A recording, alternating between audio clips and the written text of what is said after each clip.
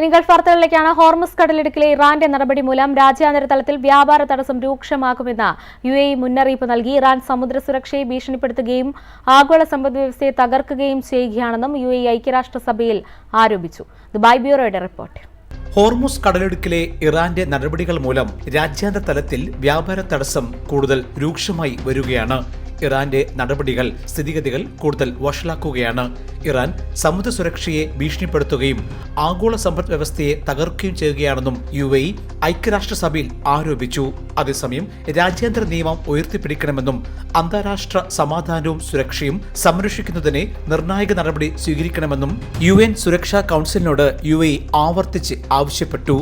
UN സുരക്ഷാ കൗൺസിലിന്റെ തുറന്ന ചർച്ചയിൽ സംസാരിക്കവെയാണ് ഐക്യരാഷ്ട്രസഭയിലെ UAEയുടെ സ്ഥിരം പ്രതിനിധി മുഹമ്മദ് അബു ഷഹാബ് ഇക്കാര്യം വ്യക്തമാക്കിയത്. നാവിഗേഷൻ സ്വാതന്ത്ര്യം എന്നത് അന്താരാഷ്ട്ര നിയമത്തിന്റെ അടിസ്ഥാന സ്തംഭമാണ്.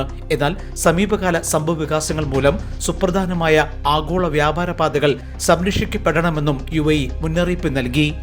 ജയ് Hind news, Dubai. One anchor every week, 20 years, 1,000 episodes on one TV channel. Middle East This Week, an Elvis Chumar TV show. Exclusively on Jai Hind TV. Stay tuned for the 1,000 countdown.